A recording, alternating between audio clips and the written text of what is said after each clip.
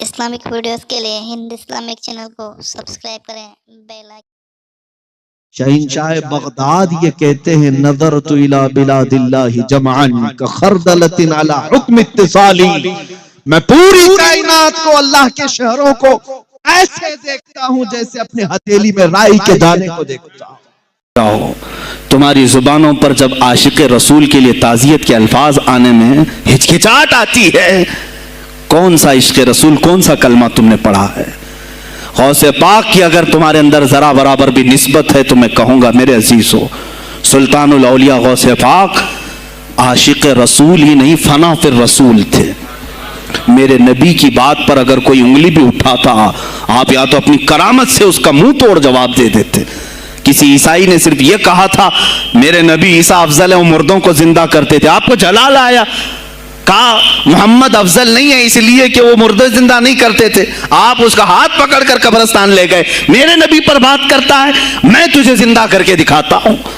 اپنی کرامت سے مردے کو زندہ کر کے دکھایا۔ اب بول کون افضل ہے، عیسیٰ افضل ہے کہ میں افضل ہوں؟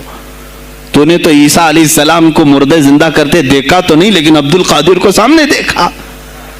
غوث پاک نے کہا میں اپنا موازنہ عیسیٰ علیہ السلام سے نہیں کرتا ہرگز، لیکن یاد رکھنا میرے نبی پر اگر زبان کھولے گا تو عبد القادر اپنے قدم سے اس کو جواب دے گا۔ وہ جواب دیتے، آپ کی زندگی ناموس رسالت کی حفاظت کے لیے گزری ہے۔ سلطان الاولیاء غوث پاک رضی اللہ تعالیٰ عنہ کی بارگاہ میں جب ایک سوال آیا کہ لوگ کہتے ہیں نبی ہر جگہ کیسے حاضر ہو سکتے ہیں، آپ نے خود کر کے دکھا دیا۔ کوئی صاحب آئے، کہا ہمارے گھر دعوت ہے، آپ تشریف لائیں، کہا ٹھیک ہے آتا ہوں۔ تھوڑی دیر بعد دوسرے آئے، کہا ہمارے گھر دعوت آپ آئیں، سیم ٹائم پہ کئی 70 لوگ آئے، سب کی دعوت قبول کی۔ دوسرے دن شام میں لوگ آ کر کے فخر کر رہے ہیں، آج میرے گھر شیخ عبد القادر جیلانی آئے تھے، دوسرا کہہ رہا نہیں میرے گھر آئے تھے، تیسرا کہہ رہا میرے گھر آئے تھے۔ ایک وقت میں سب گھروں پر کیسے؟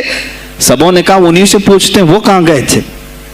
جب لوگ آئے تو سننے میں یہ آتا ہے کہ آپ ایک درخت کے نیچے بیٹھے تھے، لوگ سوال کرنے کے لیے آئے، سب آپس میں کہہ رہے ہیں ہمارے گھر آئے تھے، ہمارے، آپ بتائیں کیا کس کے گھر گئے تھے؟ تو انہوں نے کہا درخت کے اوپر دیکھو۔ تو لوگوں نے درخت کے اوپر نگاہ ڈالی تو دیکھا ہر پتے پر شکل عبد القادر نظر آ رہی ہے۔ فرماتے ہیں اللہ نے عبد القادر کو یہ اتنی قدرت دی ہے کہ بیک وقت وہ کئی جگہوں پر حاضر ہو سکتا ہے۔ تو جب ایک غلام رسول کو اللہ نے یہ طاقت دی تو رسول مختار کو کتنی طاقت دی ہوگی؟ انہوں نے ناموس رسالت کو واضح کیا ہے میرے عزیزو۔ اولیاء کاملین اسی لیے آتے ہیں، وہ نبی کا پرتو بن کر کے آتے ہیں، اور آج ان کے نام کی 11ویں کھا کر کے موٹے ہو رہے ہیں، بس اور کچھ نہیں۔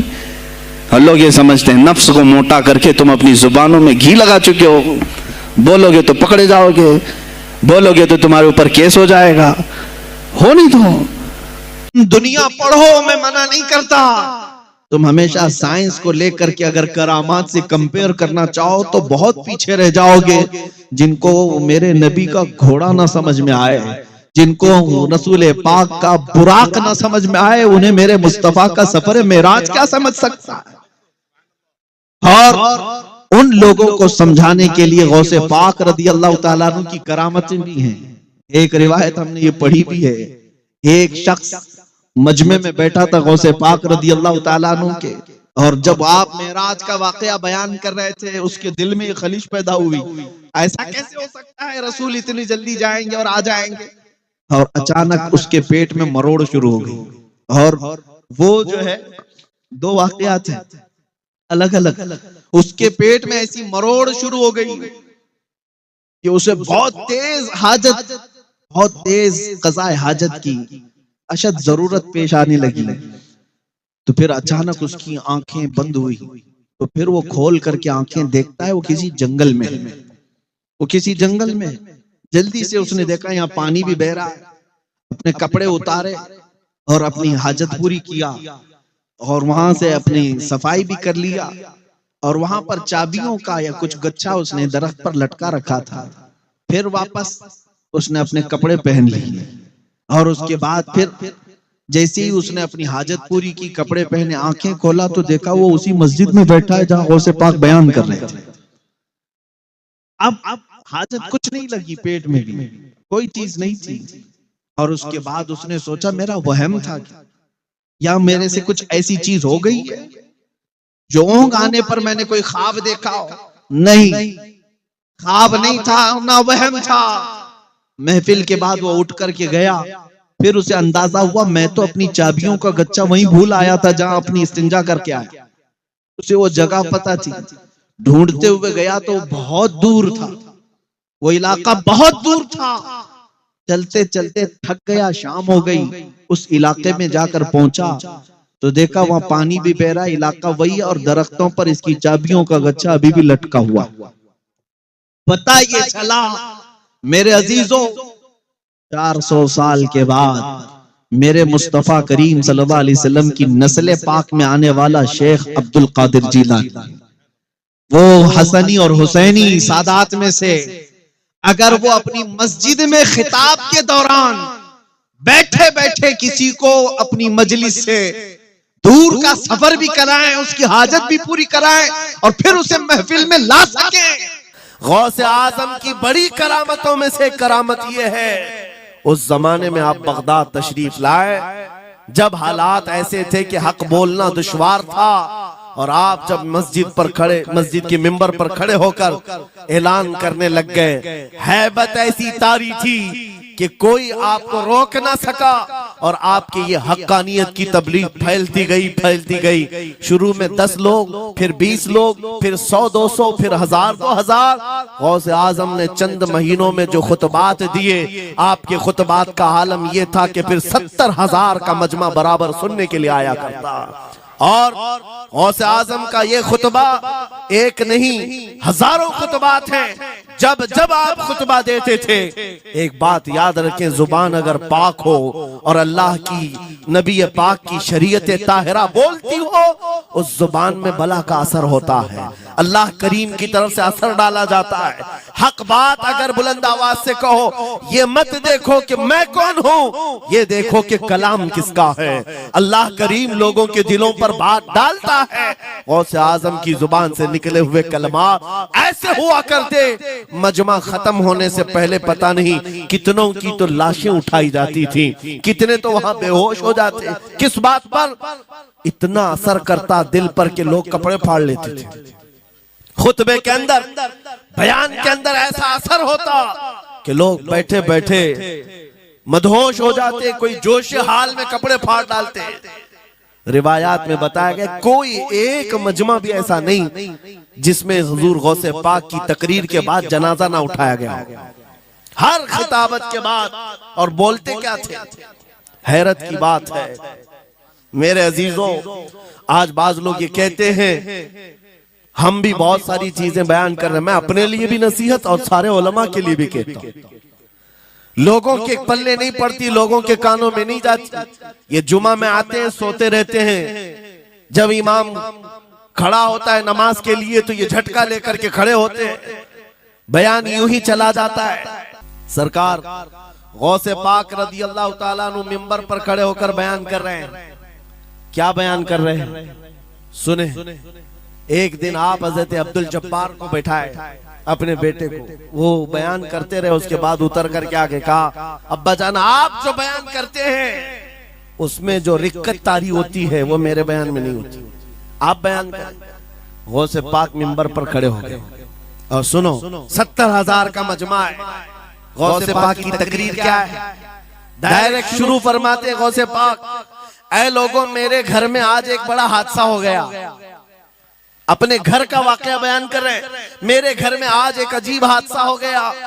عبد الجبار کی ماں یعنی اپنی بیوی کے بارے میں کہہ رہے ہیں, ان کے بیٹے حضرت عبد الجبار کہتے ہیں عبد الجبار کی ماں میرے لیے دہی مٹی کی ہانڈی میں جمع کر رکھی ہوئی تھی, ایک چھیکے سے لٹکائی ہوئی. گرمیوں کے دن تھے, آج میری بھی خواہش تھی دہی کھانے کی.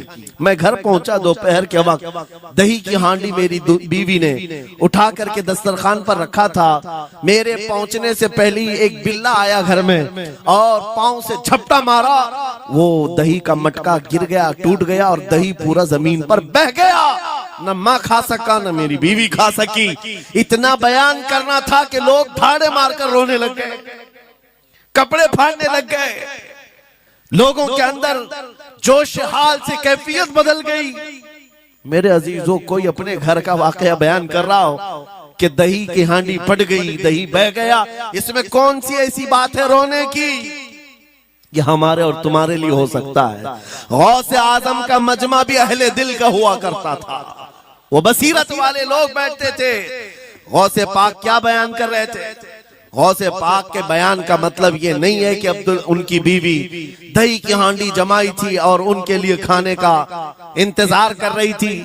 غوث اعظم اپنے واقعے سے دنیا کی حالت بتا رہے تھے. اے لوگو، جس طرح میرے گھر میں آج میرے کھانے سے پہلے دہی کا مٹکا ٹوٹ گیا اور دہی بہ گیا، سب کی حالتیں تقریباً ایسی ہوتی ہیں. انسان اپنے لیے اتنا کماتا ہے، مال جمع کرتا رہتا ہے، اور جب اس کے کھانے کا وقت آتا ہے ملک الموت پنجہ مار کر روح نکال لیتا ہے اور سارا مال اس کا دھرا کا دھرا رہ جاتا ہے. نہ وہ چکھ پاتا ہے نہ کھا پاتا ہے. غوث پاک رضی اللہ تعالیٰ عنہ یہ دنیا کی حالات بتا رہے تھے. اور میرے عزیزوں، آج بھی وہی حالات ہیں ہمارے، آج بھی وہی حالات ہیں. ہم نے کمانے کے لیے اپنی صحت گنوا دی، رات نہیں دیکھا، دن نہیں دیکھا، دوڑتے رہے مال حاصل کرنے کے لیے. اتنا جمع کر لوں، اتنا جمع کر لوں، اتنا جمع کر لیا، جب تک تو صحت بگڑ گئی، شوگر بھی آ گئی، بی پی بھی آ گئی. علماء تمہارے دین کے محافظ ہیں، تمہاری نسلوں کی شریعت کے محافظ ہیں. آج ان کی زبانوں کو بند کرو گے، کل تمہارے بچے نبی کا نام لینے سے گھبرانے لگ جائیں گے، ڈرنے لگ جائیں گے. علماء کے گلوں میں اور ان کی گردنوں میں رسیاں نہ ڈالو. سنو، غوث پاک رضی اللہ تعالیٰ عنہ کس بات سے ڈرتے تھے؟ غوث پاک کا خطبہ بیان کرنے والے مولوی حضرات، علماء سنیں، غوث پاک کس سے ڈرتے تھے؟ ان کو ڈرانے والا کوئی ٹرسٹی تھا، کوئی حاکم تھا؟ بلکہ حالات ایسے تھے. ایک بار خطاب کر رہے ہیں مجمع میں، بہت بڑا مجمع ہے، خطاب کے بیچ درمیان ابھی واز ہو رہا ہے، ایک کالا سانپ گر گیا آپ کے کندھے پر. سانپ گر گیا اور گرا ہی نہیں، گر کر کے پھر وہ آپ کے گلے کے اندر سے داخل ہو گیا، آستین میں آیا اور پھر ادھر آیا. وہ لوٹ کرتا رہا. لوگ جو مجمع میں بیٹھے تھے ان پر ہیبت طاری تھی، وحشت طاری تھی. کوئی جگہ چھوڑ کر ادھر ادھر ہو رہا ہے، لیکن غوث پاک کا قدم ڈگمگایا نہیں، نہ جسم کے اندر کوئی حرکت ہوئی. آپ کا بیان کنٹینیو جاری رہا، اسی طرح جاری رہا. وہ سانپ کبھی آپ کے سامنے آیا، کبھی ادھر آیا اور گھوم پھر کر کے واپس چلا گیا.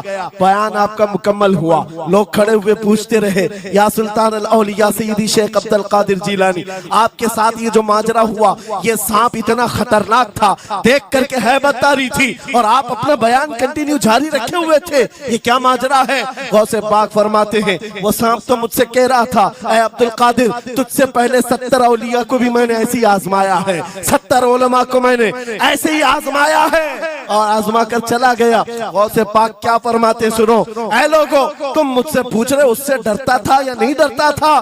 بات صرف اتنی ہے، میں اس قادر کا بندہ عبد القادر ہوں، اس قادر کا بندہ عبد القادر ہوں. میرے اس کی قدرت پر ایسا یقین ہے، اگر مولا نے میری موت لکھی ہے تو یہ کالے سانپ سے کیا چونٹی سے بھی ہو سکتی ہے، اور اگر موت نہیں لکھی، اس طرح کے 1000 سانپ میرے گلے میں آئے، میری موت نہیں آ سکتی. میرا اس کی قدرت پر یقین کامل ہے، اس لیے میں اس کا بیان کنٹینیو رکھا، جاری رکھا. آج میں یہی کہتا ہوں، اے سنی مسلمانوں اور ان علماء سے بھی، اگر ہماری موت لکھی ہے، چھوٹے سے حادثے سے بھی ہو سکتی ہے، اور اگر نہیں ہے تو وقت کا پرائم منسٹر بھی تمہاری گردن پر پیر رکھے، موت نہیں آ سکتی، کیونکہ قادر مطلق میرا رب العالمین ہے. کیا آپ بغداد کے نہیں تھے، عراق کے نہیں تھے، آپ جیلان سے آئے تھے. جیلان ایران میں ہے. اس زمانے میں طبرستان ایک صوبہ تھا، طبرستان کا ایک شہر جیلان تھا. جیلان سے آئے ہوئے تھے بغداد میں. آپ کی زبان فارسی تھی. فارسی زبان کا ایک طالب علم بغداد میں آیا ہے، اور بغداد پورا عربیوں کا ہے، فصیح عربی بولنے والے لوگ، اور نہایت ہی عیاشی میں پڑے ان کی اصلاح کیسے کریں. دل میں بار بار یہ احساس ہوتا. غوث پاک فرماتے میری زبان فارسی تھی اور ان کی زبان عربی ہے، میں ان سے خطاب کیسے کروں، ان کو اصلاح کے راستے پر کیسے لاؤں. بار بار سوچتے تھے، لیکن دل میں ایک درد ہوتا تھا کہ امت مصطفیٰ کو اس حال میں نہیں چھوڑنا چاہتا. ایک دن ایک مسجد میں غمگین حالت میں سوئے. ظہر کا وقت تھا، نماز پڑھ کر کے آپ آرام کر رہے ہیں، اور جیسی آنکھ بند ہوئی سرور کائنات صلی اللہ علیہ وسلم تشریف لائے. پوچھا عبد القادر کیوں غمگین ہے میرے بیٹے؟ کہا کہ یا رسول اللہ صلی اللہ علیہ وسلم زبان میری اجمی ہے، فارسی، میں عربیوں کے بیچ بیٹھا ہوں، اصلاح کرنے کی کوشش کرتا ہوں، لیکن مجھے یہ اجمی سمجھیں گے. اللہ کے نبی صلی اللہ علیہ وسلم نے فرمایا تو اپنا منہ کھول.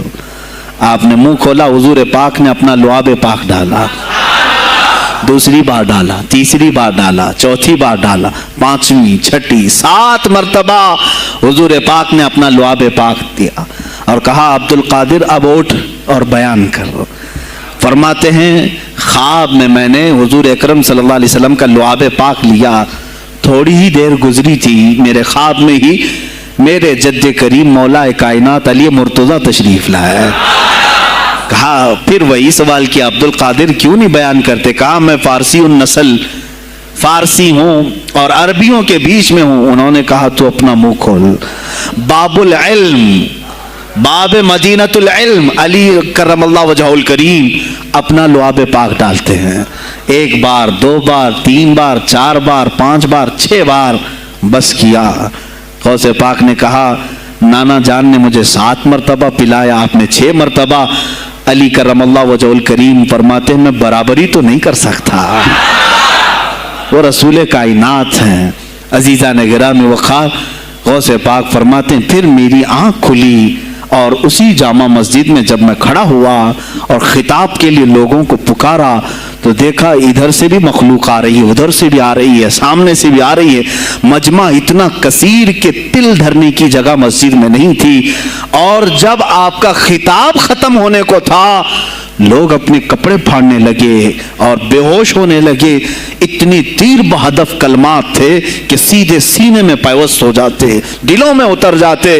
اس کے بعد وہی دن تھا سیدنا عبد القادر جیلانی کو لوگوں نے ہاتھوں ہاتھ اٹھایا. بغداد میں شہرہ ہو گیا کہ کوئی ایک اجمی آیا ہے اور عربیوں پر فوقیت لے گیا ہے. سارے عربی اس کے سامنے دنگ رہ گئے ہیں، کوئی عربی اس کی فصاحت کو نہیں پہنچ پاتا ہے. کئی لوگ امتحان کے لیے بھی آئے. ایسا نہیں ہے کہ غوث پاک کو یوں ہی چھوڑ دیا گیا. میرے عزیز تم تو 1000 سال کے بعد کرامتیں سنتے ہو نا، یہی لگتا ہے کہ غوث پاک بہت کرامتوں کے مالک تھے، بہت بڑے عالم اور بڑے ولی کامل تھے، کچھ نہیں ہوا ہوگا ان کے ساتھ. ہمارے سے زیادہ خطرے انہوں نے مولے ہیں، ہم سے زیادہ حاسدین ان کے تھے، دشمنی کرنے والے اپنوں میں بھی بہت سارے تھے.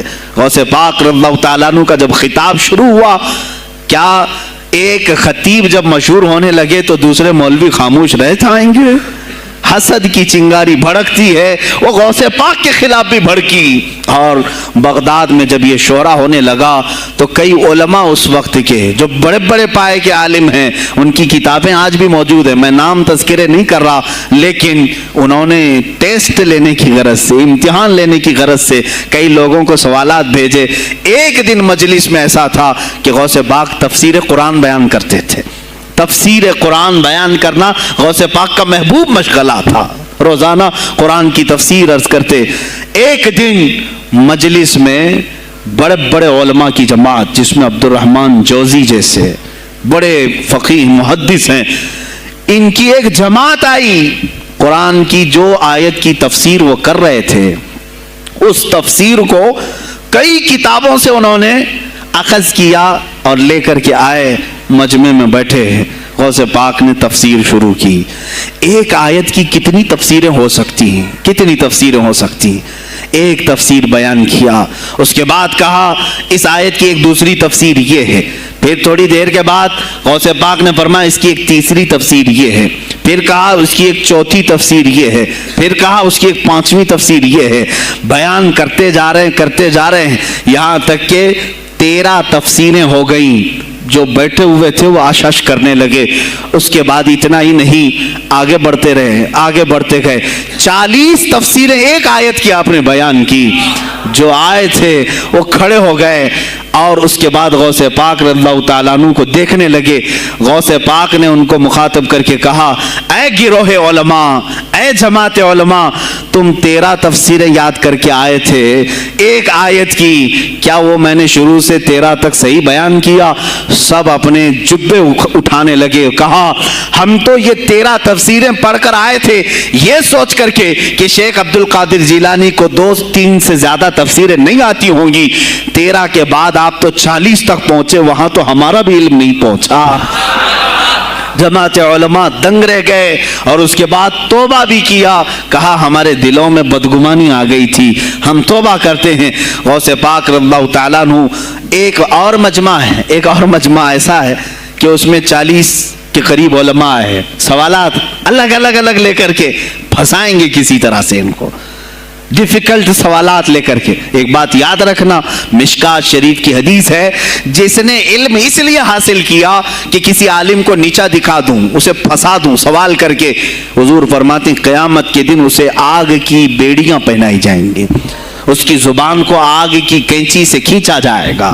اس لیے علم حاصل مت کرو, کسی کو نیچا دکھانا, کسی کو بیوقوف بنانا. ایک کتاب کہیں سے پڑھ کر کے آئے, مولانا کے پیچھے پڑ گئے, یہ بتاؤ صحیح ہے کہ نہیں ہے. پھر اگر اس مولانا صاحب کے دماغ میں اس وقت وہ مسئلہ نہیں تھا, انہوں نے کہا نہیں معلوم, تو آپ کو لگا کہ ہاں میرے سے زیادہ تو ان کو بھی نہیں معلوم. تم نے تو ایک ہی چیز حل کر کے ان کے سامنے پیش کی ہے. عزیزان گرامی, اس طرح کی چیزیں ہرگز نہ کریں, یہ بہت بڑا گناہ ہے مغالطے میں ڈالنا. غوث پاک رضی اللہ تعالیٰ عنہ ایک جماعت سے خطاب کر رہے ہیں. 40 علماء ہے, الگ سوالات نوٹ کر کے, میں یہ پوچھوں گا, تم یہ پوچھنا, تم یہ پوچھنا. غوث پاک رضی اللہ تعالیٰ عنہ نے اپنا خطاب کیا اور سوالات کے لیے اس دن محفل کا وقت ہی نہیں دیا. کہا آج سوالات کوئی نہیں کرے گا. وہ لوگ تو سوالات لے کر کے آئے تھے. سب مجمع میں خطاب کے بعد جس کو جو پوچھنا ہے آپ کہتے ہیں کہ پوچھ لو, اس دن کا کوئی نہیں پوچھے گا, آؤ صرف مصافحہ کر کے جاؤ, آؤ صرف مصافحہ کر کے جاؤ. تو یہ جو علماء کی جماعت تھی, ان کو بلایا. ایک آتے ان کو سینے سے سینہ لگاتے اور کہتے تیرا یہ سوال تھا, اس کا یہ جواب ہے. دوسرا آتا, اس سے کہتے تو یہ گھر سے سوچ کے آیا تھا, تیرا سوال یہ ہے, اس کا جواب یہ ہے. اس طرح 40 سے مصافحہ کیا, معانقہ کیا. ان کے سوالات کے پوچھنے سے پہلے جوابات بھی دے دیے اور اس کے بعد کہا کیا ہے گروہ علماء, تم سوال کرتے اور میں جواب دیتا تو عبد القادر کی کیا اس میں خصوصیت تھی؟ تم سوال بھی نہ کرو, میں جواب دوں, تب پتا چلے گا کہ میں بندہ قادر ہوں, میں قادر کا بندہ ہوں. تم نے سوال بھی نہیں کیا اور میں جواب دوں تو تمہیں احساس ہوگا کہ میں قادر کا بندہ ہوں. اللہ رب العزت کا کی صفاتی نام ہے. عزیزان گرامی وقار, علماء نے تنگ کیا, پریشان کیا, آپ کے مجموعوں کو روکنے کی کوشش کی, لیکن ایسا نہیں ہے کہ غوث پاک نے ہر ایک کو اپنی کرامت سے زیر کر دیا ہو, ان علماء کو پورا سلا دیا ہو. نہیں, فیس کیا ہے, مقابلہ کیا ہے, پریشانیاں اٹھائی ہیں.